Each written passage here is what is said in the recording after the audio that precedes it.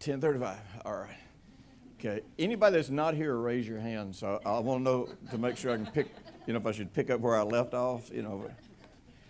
Last night, we started kind of making some foundation for, really foundation for transformation. If you want to know the truth, one of the statements I made last night was that no matter what you are facing, you are never more than one belief away from solving that problem. Because, we like to make things complicated, because if I can make things complicated, then I can feel comfortable staying where I am.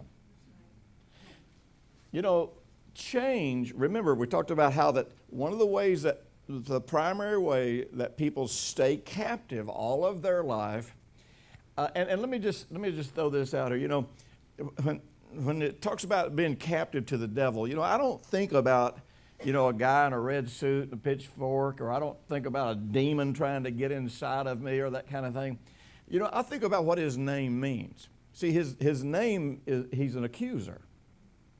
And really, most of the devil's work that takes place in our life, he's not even there involved in it. We're doing it. Because we accuse ourselves. We disqualify ourselves. We see ourselves as less than we really are, to God. In fact, when you really come to understand what sin is, and sadly, the church has made everything so negative. It's just crazy. It's no wonder the whole world hates God. But see, if there's actually 9 different Greek words for sin. You didn't know there were that many different ways to sin, did you? Like for example, one of the Greek words for sin is to hear amiss. When God speaks to us and we don't hold on to it and follow through. Now you say, well, why would that be sin? Well, as long as your definition of sin is doing something wrong, then that definition, hearing amiss, doesn't make sense to you. But see, in reality, the most predominant word for sin is a Greek word, hamartia. And if you hear sin defined anywhere, you're almost always going to hear it defined as missing the mark. Isn't that right? Well, missing the mark, that's actually only half of the definition. Because the definition is actually to miss the mark of the prize or to miss the mark of the goal. So in reality, sin is not the fact that I do something wrong. I mean, that's an expression of it. But sin is actually the fact that in my thoughts, feelings, beliefs, I somehow see or experience or believe that I am less than God really says I am. See, I mean, stop and think about it. Did Adam sin when he ate from the fruit, or did he sin when he believed that he wasn't who God said he was?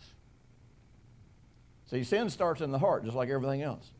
And the moment that he began to doubt that he was, because, the serpent says, if you'll eat from this, from this fruit, you will be like God. Well, he already was like God. And so what happened is he began to feel lack, as he began to feel this sense of, I am not who God says I am. Then that always moves a person to take destructive action, to take some kind of action to make me feel like I want to feel about myself. And of course, when you go that route, then it's always destruction. So the word devil basically means, or Satan, it means a slanderer or an accuser. Now, the devil doesn't work by whispering in your ear. Almost everything we've ever been taught about the devil was doctrine that was given to us by the devil so that we would never actually understand his strategies. If I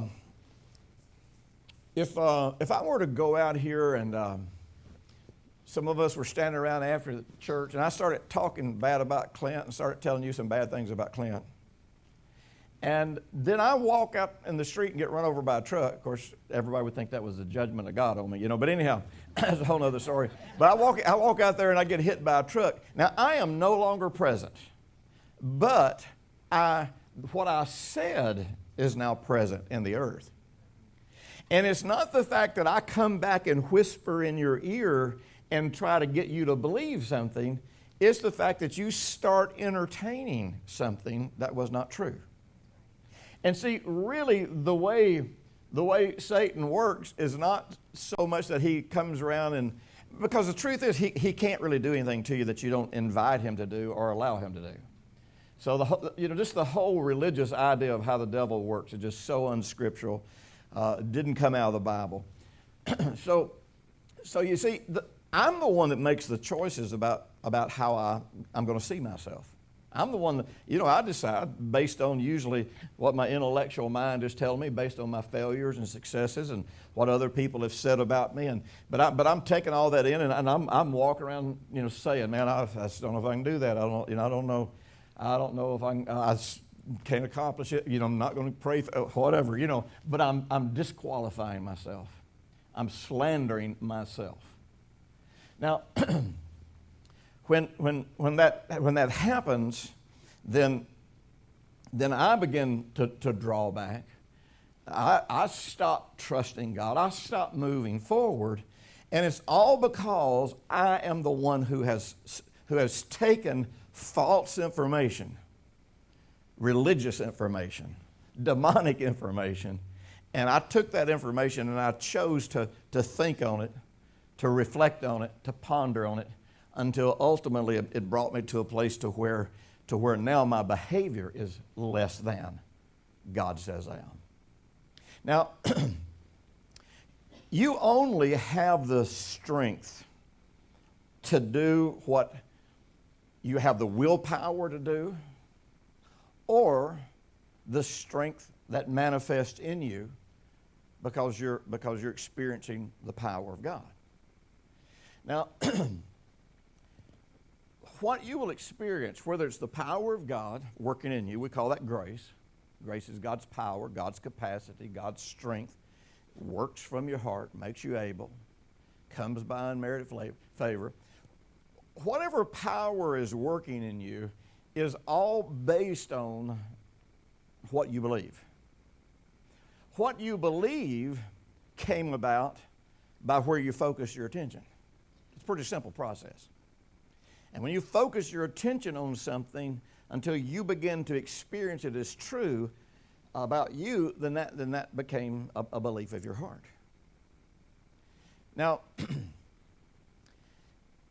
our tendency is when we try to solve a problem, when we try to work something through, we approach problems in our lives much like allopathic medicine approaches the practice of medicines. We do it based on what's called the reductionist theory. The reductionist theory, as opposed to a holistic theory, reductionist theory says man is made up of he's a machine, and he's made up of all of these different parts. And so if man gets sick, then what we're going to do is we're going to fix that part. And we're not going to look at man as a whole. We're going to fix that part. Now, what we give you to fix that part, by the way, may mess up a whole bunch of other parts. That's all right, because when we mess up those parts, we'll give you something else to fix those parts. But that's kind of the way we are as believers. You see, we think about faith more in terms of, do I have faith for healing? Do I have faith for prosperity? Do I have faith, for happiness? Do I believe these individual things can happen? And there's a place for that. But if that's your whole approach to faith, then you're really going to have a very inconsistent life. Because if we take a holistic approach, then we realize that no individual issue in my life can be totally resolved unless I approach it from who I am as a person. And that's where you start getting into the heart. Because the heart is about your beliefs about you more than anything else. And now, if I believe that Christ is in me, and I believe it in my heart, so it's a reality, it's something I experience, something I feel, then any individual problem that comes up, I approach that problem not from trying to answer the question, do I have enough faith to solve this problem? I approach that problem more from, who am I? Are you with me? Does that make sense? You know, here's the problem. It's hard. You can't really explain spiritual things. You do know that, don't you? All you can hope to do is kind of draw a picture of them that you grasp and that comes alive to you. Now, so this means that anytime I'm approaching a situation, it's not just my belief about that situation. It's my belief about me in that situation.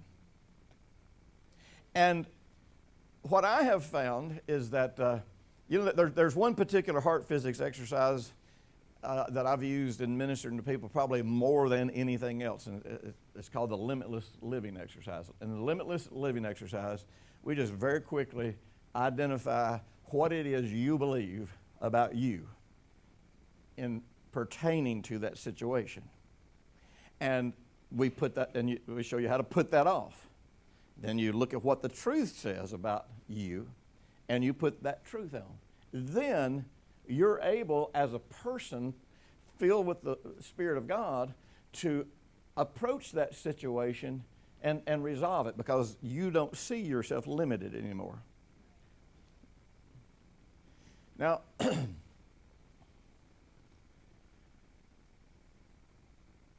so if I am limited, according to Proverbs 4:23, if I am limited because I have a boundary, and that boundary, according to Proverbs 4:23, flows out of my heart. King James says this way, guard your heart above all else, because out of it flows all the issues of life. That word issues could have, probably should have been translated boundaries. But it's a bigger word. It's really a bigger word than issues. It's a bigger word than boundaries, because basically it's saying everything about your life flows out of your heart, which means any boundary that you're challenging or that you're coming up against in your life is about what's in your heart. So you see, really, there's not any problems out there to speak of. I mean, I'm not saying there's not problems out there, but they're not really my problems. And I really can't do anything about what's out there. And the moment I start trying to solve problems out there, then I become a control freak. I'm going to try to control other people to make things come out the way that they should come out. In our marriages, whenever our spouses get crazy, and, since Brenda's here, I can say anything I want to, and I can make it look like I'm always the good guy. You know what I mean? Uh-oh. What I meant to say was... You ever go through those things, where you kind of look at your spouse and you just think, if you just act different, I'd be happier.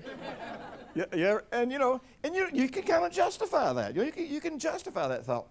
But the real truth is, if I'm happy or if I'm not happy, in reality, has little to do with what she's doing. Because my reactions to that determine my happiness. There was a couple that Brenda and I were really good friends with, and they were probably, about maybe 10 years older than we were. And so, you learn a lot when you hang out with people that are a little older than you are, got a little more experience than you do.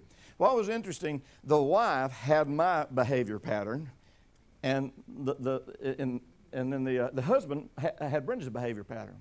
And and had a lot of physiological similarities. Like most of my life, I was just hot all the time. It's like, man, I need it to be cold, because I was burning up all the time. That's a physiological issue.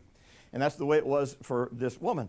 And so we were sitting around talking about it one day, and the husband says, man, I'm telling you, he said, we fought so much over this whenever we first got married. He said, she'd go through the house opening the windows. He said, I'd be freezing to death. I'd go through the house shutting the windows, and we'd fight about it.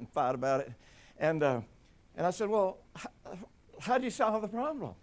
And he said, well, she kept opening the windows, and I kept shutting them. We just stopped fighting about it. Now, that sounds simple, but that was profound. I mean, inside me, I got a hold of something. It's like just because we're disagreeing about something, or just because we're doing something differently, really doesn't mean we have to fight about it. Doesn't even mean we have to get mad about it. You know, you get to a stage in life and in marriage, you know, there are things today that I absolutely hardly noticed that when I was 30, I would have gotten a divorce over. But see, that's because of what's going on inside me. That's not about what's going on out there. And it's same way with Brenda. We're trying to grow together in these things. And so so you realize that the first thing I want to do, not in a condemning way, not in putting myself down, not even trying to find fault, and not even trying to fix myself. See, here's a paradox. And when you're dealing with the heart, you're always going to find yourself in the middle of a paradox. That's why intellectualism does not work. Now, there's a place for intellectualism, but intellectualism does not work when you're dealing with the heart.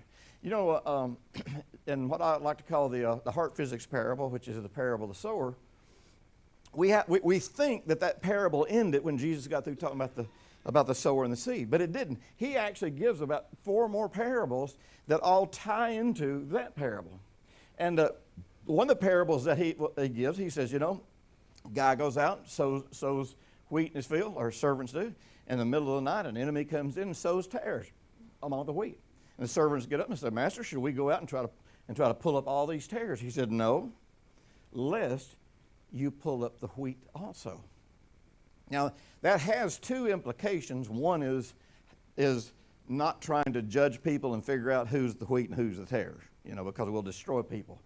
But in context, because it's talking about the heart, it's also talking about when we're trying to solve our problems. You see, if you start trying to fix yourself, then what you're doing is you're using the same intellectual thought processes that got you in trouble to try to solve your problems. Which means you will do yourself as much damage as you do good. Because you see, you can't tell the difference between wheat and tares until the wheat bears fruit. That's the only time you can tell the difference.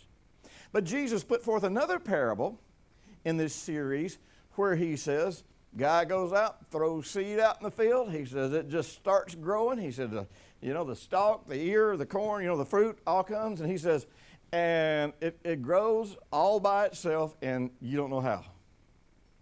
Now, there's a principle there. The principle is that I don't really have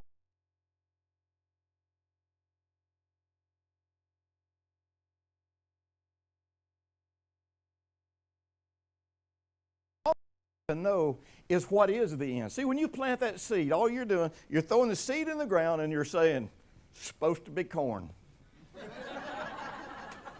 That's it. And sun shines, it rains, and you walk out there and look at it, and after a little while you go, dang, it is corn. Or maybe if you know as much about gardening as I do, you go, no, dang, it's a cantaloupe, But at the end of it, you don't really do anything that makes that process work. That process works because the seed is in the soil. So you start realizing from this that first of all, I've got to stop condemning myself, and I've got to stop putting myself down. But now remember, the way that Satan holds people bound to that is the fear of death. And one day, we might have to face physical death for following God. And that's a decision you need to make right now. I mean, honest, that's a decision everybody needs to make. If it ever comes to it, where am I going to stand? But on a daily basis, we should be ready to die to self. Well, now we've been taught that dying to self is suffering, going through hardship, and God dragging you around, beating you up, and all kinds. But honestly, all dying to self is dying to any thought, any idea, any opinion that you have about you that opposes who you are as a new man. In other words, you're feeling, thinking, or seeing yourself as less than God says you are.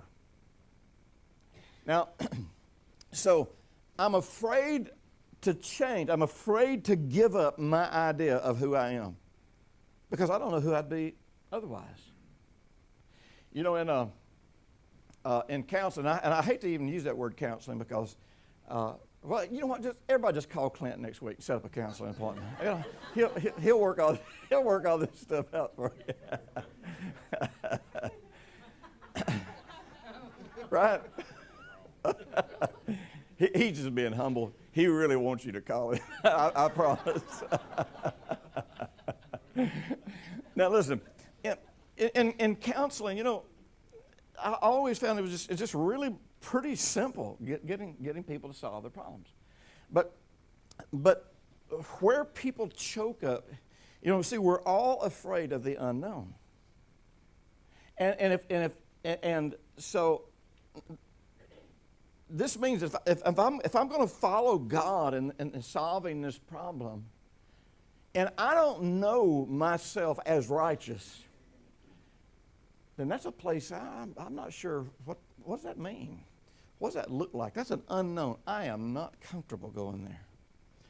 Or, you know, believe it or not, a lot of people aren't comfortable getting their problem solved. You know, Jesus walking along one day, you know, King James says it, you know, King James is crazy. He smoked crack before they translate that Bible. And, I try to never write sermons or translate the Bible right after smoking crack. I just want you to know that. That's just kind of a fixed rule for me, you know. But Jesus, and usually not before preaching, but you don't make exceptions, you know what I'm saying?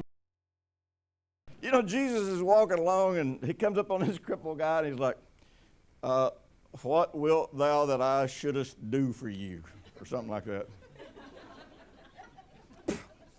You know, I just felt like I was cussing. You know, speaking that King James English, you know, makes me feel funny about myself. But anyhow, you know, really what he's saying in real English is, what are you to let me do for you? That's an interesting question, isn't it? You see, because if you believe the promises of God and have any concept of, you know, of what I'm talking about here, then all that's left is, am I willing to make this journey into whatever this next phase is going to be? Healing, coming out of financial problems. Yeah, I'll never forget one time I was doing a crusade, and you know, you can make things happen in meetings sometimes that is happening more by your faith, but if that person's faith doesn't become involved, they'll never maintain it, you know. And so man, I was all jacked up and excited, and you know, jacked up, that's a Greek word. And there was this kid that had a withered hand. And so I'm just preaching and walking around doing what I do, and man, I just walked by and I just grabbed his hand and went, pfft, and he just got healed. I mean, I didn't even say nothing or do anything. It was just the intention of my heart. Just bam, all of a sudden he was healed. And I just kept going, you know. And so, of course, you know, when something like that happens, it causes a big old ruckus and people start getting healed and all these things start happening. So afterwards, I was trying to find this kid. And so I found this kid out behind a building, and he was on the ground doing this. He was trying to put it back. And I'm talking to him through a translator. I said, what are you doing? He says, I have to put it back. Well, why would you want to put it back? He says, I'm a beggar. And if I'm not crippled, then I have no way to live. Now, that's an extreme example of something I've seen hundreds of times. You know, it's like a woman that's living with a man that's beating her.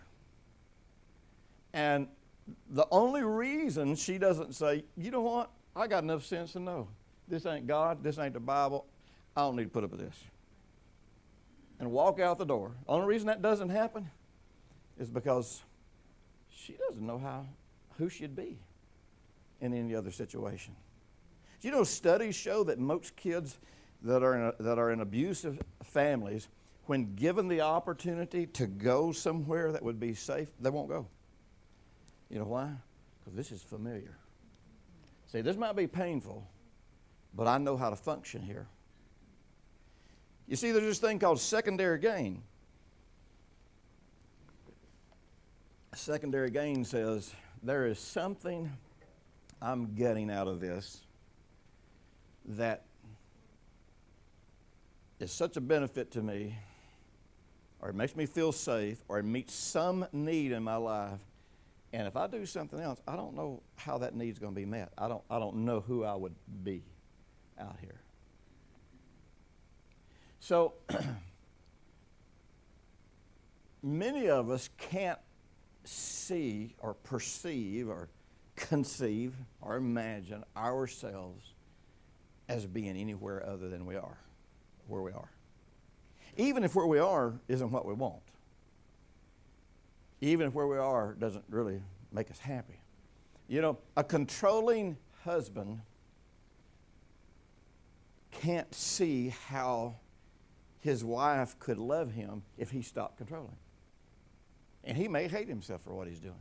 He may have guilt and shame and have to drink or take drugs or something to cover up his pain. But he doesn't know, because of his self-worth, how would anybody love me, or why would anybody stay with me if I don't use force? So you see, really, all of these destructive things that we do them because we don't see ourselves as God says we are. And therefore, we have this feeling of lack, and we have to find something to compensate for that feeling of lack. And if you approach this from the perspective of, I'm going to just stop being a controlling husband, it ain't going to happen. If you approach it from the perspective of, I'm just going to try to get enough faith for healing, probably won't happen. In other words, anywhere that you go that exceeds your sense of self, because your heart establishes your boundaries. So this means that if your life ever exceeds those boundaries, you will immediately begin to feel stressed. And when you begin to feel stressed and internally conflicted, and that's a signal I either need to deal with my beliefs, or you self-destruct. And what most people do is self-destruct. They go to a certain level of happiness, and then everything falls apart. They go to a certain level of success, everything falls apart. Now, when you hear a sermon, or when you're reading the Bible, or when you're praying, or sometimes when you just stop controlling your thoughts and actually relax a little bit, you get inspiration. Now, inspiration is where it's not just that you're excited about something, but it's where you have a momentary flash of something being real, where you momentarily experience yourself being or doing something else. And, and what's interesting about inspiration, we've all done it, where it's almost like when you snap back to this realm, you're almost like, no, I don't want to leave there. I want to stay there. Now, here, in the parable of the sower, Jesus is using terminology that they would understand to explain to them that if they don't do something to get that inspiration, that word into their heart, they will lose it. Now, what we know psychologically and about the way the brain works, any inspiration that you get that you do not take ownership of, I think, I may be remembering this off a little bit, but as best I remember, within 12 hours, if you haven't actualized that, you lose it. That's called hearing amiss. You see, because the truth is, every one of us have had enough inspiration to solve every problem we're facing, but we let it slip from us. We didn't know what to do with it. Now, and here's the thing, based on a lot of variables, you can lose that inspiration in seconds or minutes. And the number one thing that makes you lose that inspiration, it says, when the seed's sown, the devil comes. Well, what is the devil? The devil is accusation. Well, is that the devil whispering in your ear giving you that accusation? No. It's you disqualifying yourself. It's you saying it's beyond your reach. It's you saying, I don't know how I'm going to get there. It's you coming up with excuses or reasons that all boil down to, this makes me so uncomfortable that I am not really willing to make this journey. But I got to do something to feel good about not making this journey. So I'm going to get counseling. I'm going to buy another book. I'm going to pray about it. I'm going to do all these different things, but I'm not really going to commit to it. So you have the maximum of about 12 hours to get hold of something. Now, my policy is, and this is one of the reasons, I know that one day I'll reach a place where I'm tired of living. Honestly, at my age, I got more friends over there than I do over here. So it doesn't really matter. Brenda and I have talked about this a lot. We just said, look, you know what? Whenever we've finished our course here, we just like to lay down together, pray, hold hands, and die. Cross over. That's the way we want to go out of here. So if you hear that we died together, then you know that we did it by faith. If you hear that she died first, I'll have an alibi. But anyhow, I realize that the day can always come when you let something slip by you, when you don't catch it, when you could and when you should. And, we're just human beings. But up until this point, one of the reasons that I always end up coming out of this stuff that I've had to face and I've had to go through is if I'm sitting in a room here and I get inspiration, I will get up and walk out of the room and go start doing something with it. Something. Enough that on some level I start actualizing it. Now, in the book of Isaiah, the 40th chapter, the last verse, about next to the last verse or third from the last, he talks about God giving strength to the weary. Well, that's where we are when we're tired of struggling with something. We're tired of fighting a battle. When we're tired of getting up and falling down and all that kind of stuff. And he goes on then to say a verse that everybody knows, they that wait upon the Lord shall renew their strength. They shall mount up with wings of eagles. They shall run, not be weary. They shall walk and not faint. Now that's actually talking about grace, because it's talking about an exchange of what we have in exchange for what he has. Now, when we think about waiting on the Lord, if you've got a Pentecostal background, then that's tarrying. Anybody got a Pentecostal background? Tarrying is where it's like you're down at the altar, and you're like, okay, God, I'm here. I don't know where you are. I'm doing my part. I don't know where you are. If you're more charismatic, then that's more about we're gonna press in. You know what I mean? We're gonna press in. If we all have all kinds of different versions of waiting. But basically, that word wait means to entwine or to wrap yourself around. And it's actually a meditative phrase. And it's talking about when a person wraps themselves around God or becomes entwined with God, it says that's when this exchange takes place. That's when we start letting go of our weakness and we start putting on his strength. And by the way, that doesn't happen accidentally just because you're there. That's got to be your intention. It's got to be your intention that I am sending away. I am letting go. I am releasing this weakness and I am putting on his strength. Now, you jump forward to the New Testament, to the heart physics parable, and Jesus talking about the parable of the sower and the seed, and he, a parable is really interesting because a parable, even though a parable may have several points of information to it, theologically we know that parables basically convey one key point or one key principle. And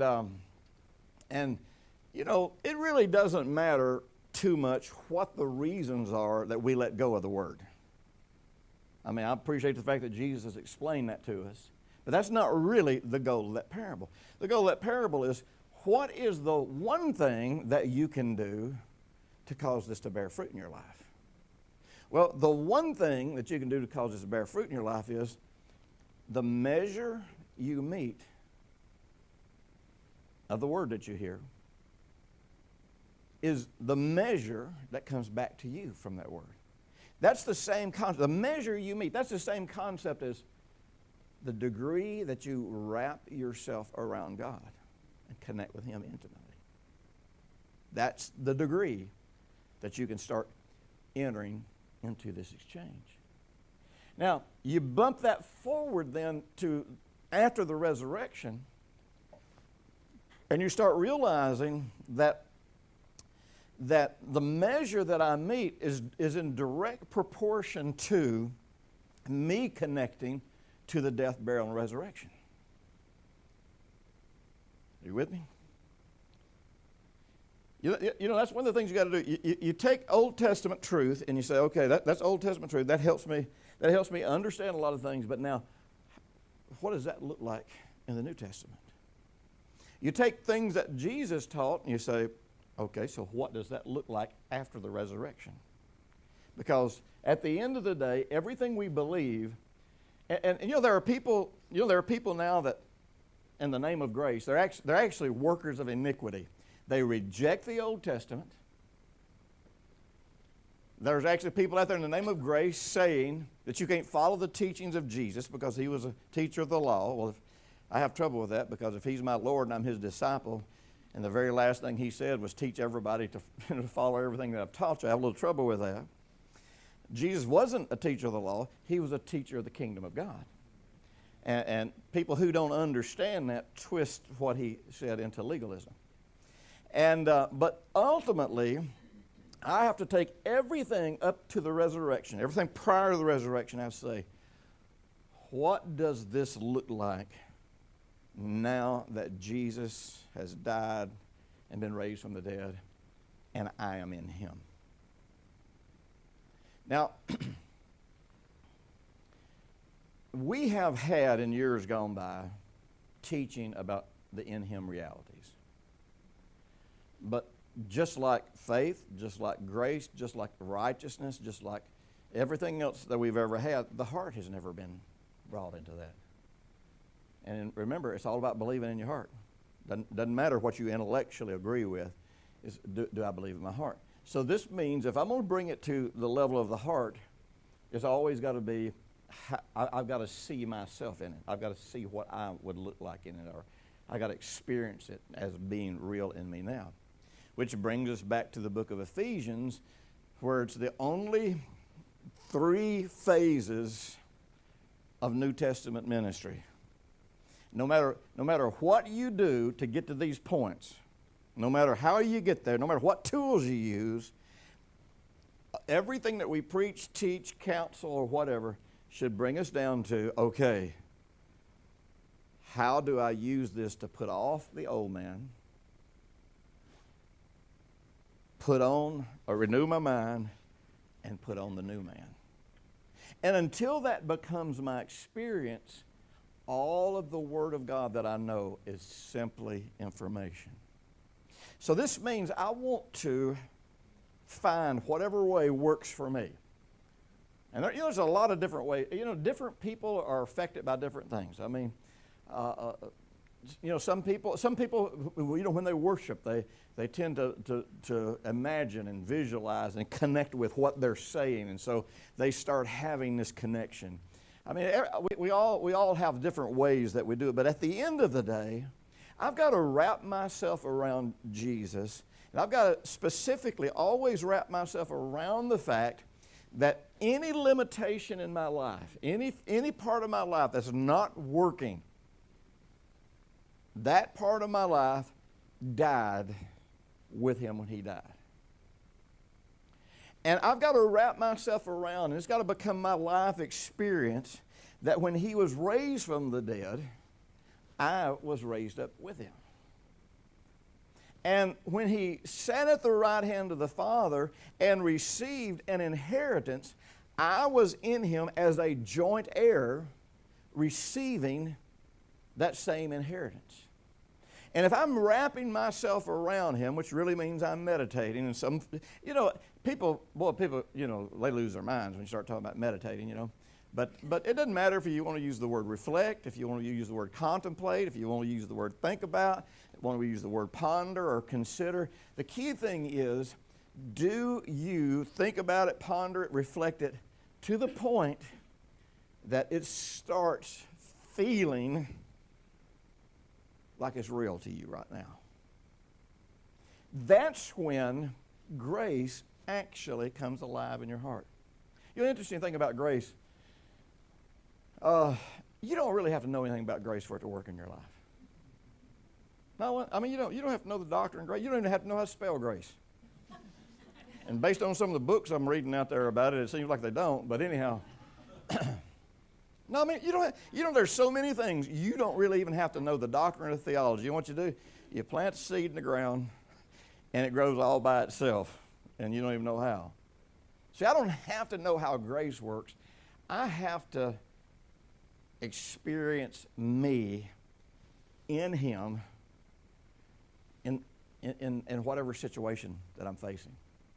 And if that situation is sickness, if that situation, like I say, is finances, then I have to be able to experience the resurrected life, which would be anything that opposes the promises of God. Oh, man, I got to put that off. And so somewhere in that process, it gets as simple as this. And this simplicity makes people crazy because we want it to be hard. We want it to be complicated so that we can find a good spiritual excuse to really stay where we are. But at some point, as I embrace this reality, I have to make a choice that says, I don't want you, whatever you might happen to be. I send you away. It's just that simple. And then, based on what the Word of God says about me, I have to put that on by, worshiping it, by saying it, by confessing it, by seeing it, by feeling it, by imagining it. Actually, technically, you're supposed to bring every part of your being to bear. Now, here's, as you become accustomed to living in this realm of your heart, here's what will happen. You start recognizing either a repeated behavior in your life or a limiting behavior in your life, or you start noticing a temptation that's ongoing, or you start noticing anything you don't like that you realize is, this is inconsistent with who God says I am. And you will go into a quiet place somewhere, and you will sit down, and you'll get in your heart zone, and you'll connect with the Lord Jesus, and you will bring to life inside you the fact that this thing has no power over you because you died and it died with you, and you will send it away. You will say, no, I don't want you, I don't accept you, or however you say it. And you will take whatever the Word of God says about you, and you will begin to ponder it and see and experience yourself raised up with Jesus, living in that. And you will get up and walk away about 50.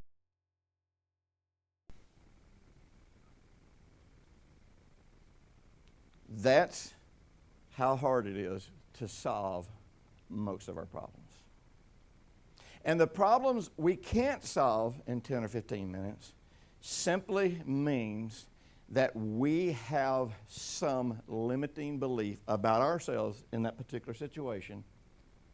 And we're going to have to go back and keep gathering evidence.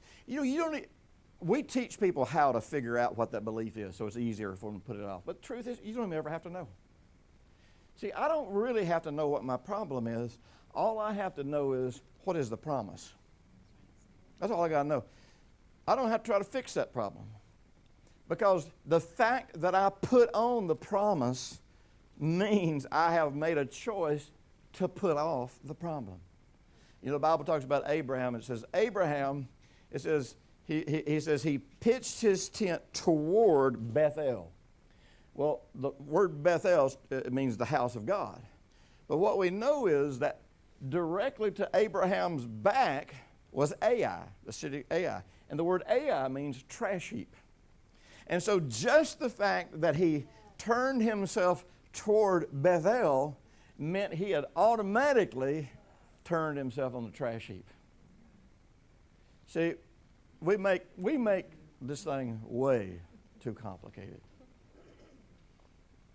And if you're willing to go there, and you know, what you have to, you know, when you start making this journey as a way of life, you know, you just acknowledge to God, like, I don't really know how to do this, God. I mean, yeah, I've heard the instructions, but I don't know how to do this. So I'm just going to follow you, and I'm going to walk with you, and I'm going to sit down and put this in practice. Because here's the thing about the heart. See, the good thing, you know, in the Old Testament, you know, a priest, a prophet, you know, they'd hear from God for you, and then they'd just come and tell you. And in the New Testament, there's a double-edged sword in the New Testament. The double-edged sword is this, that not only can you hear from God for yourself, but nobody else can for you.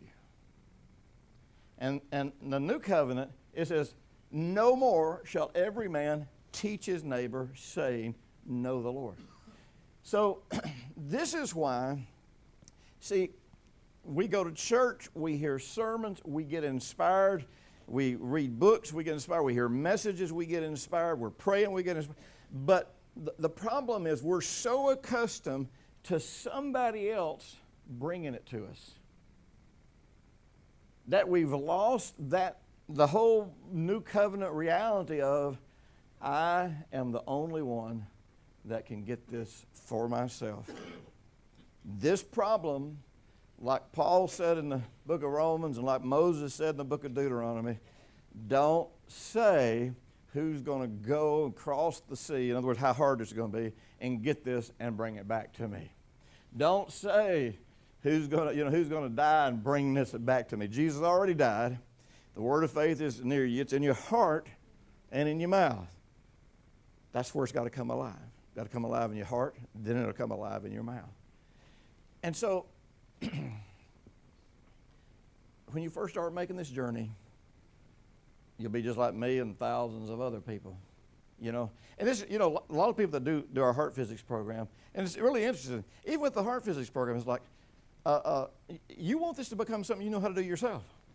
You want to do these exercises until you toss those tools off to the side and say, I know how to do this myself. I don't need anything now. But at the end of the day, you want to have that absolute confidence that Christ in you is your solution, and that all you got to do is go connect it with Him, the resurrected Christ, and you will connect to the life of God, and that problem's over. That sounds simple enough? Bow your heads with me, if you would, please.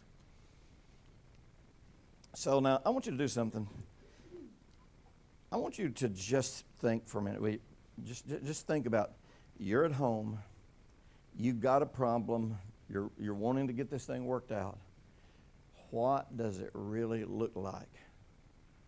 Think about, what room are you actually going to go into? Where are you going to sit? What are you actually going to do?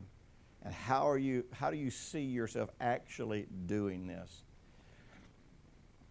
to connect with Christ in your heart?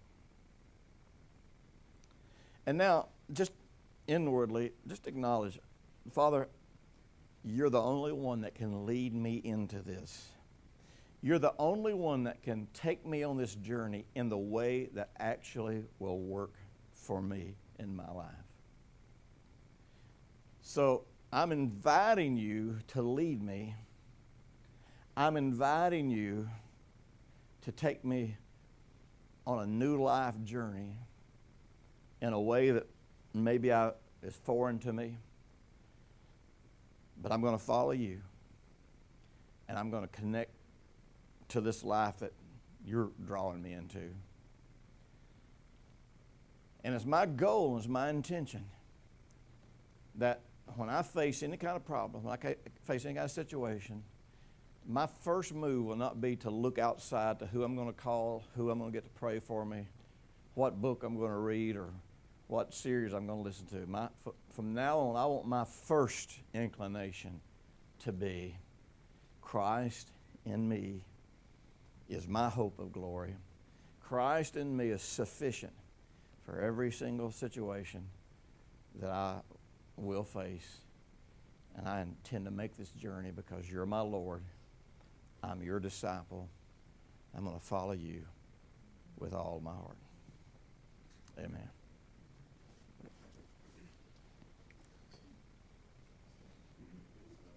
Some love.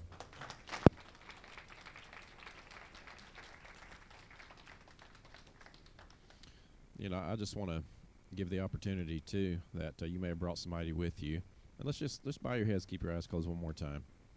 You know, you're hearing this and you're thinking that sounds great, but I don't even know if Jesus is in me. And we want to give you an opportunity to invite him into your heart. It's very easy. You say, Jesus, yes. I don't know it all, but yes. So if you'd like to do that, maybe for your first time, just lift your hand up. All right, there's one hand there. You can put your hand down. We'll get with you, and we want to pray. There's two hands there. So, Father, just repeat after me. Just, Father, thank you for giving me Jesus. Jesus, I believe you died for me. You were raised from the dead. You offered your blood for me. That makes me righteous, and I'm accepted by God because of what you've done.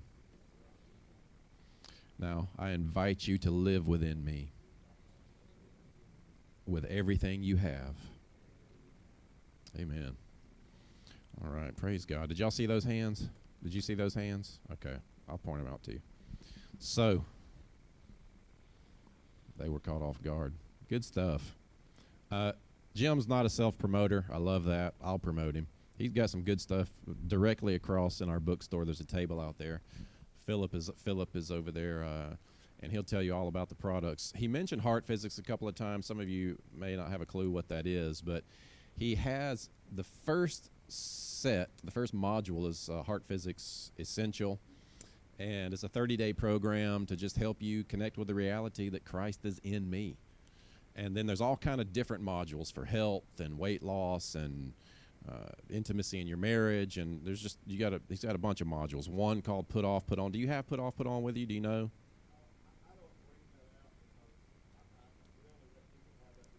Okay, so yeah. So if you're interested in that Put Off, Put On, make sure you get the Essential Heart Physics, and there's a discount for Christmas right now, so make sure you get that stuff. And the book, you already sold out of Moving Your Invisible Boundaries, so you can go to impactministries.com to get Moving Your Invisible Boundaries. It's excellent. But I encourage you, pick something up, because everything he has out there is amazing, especially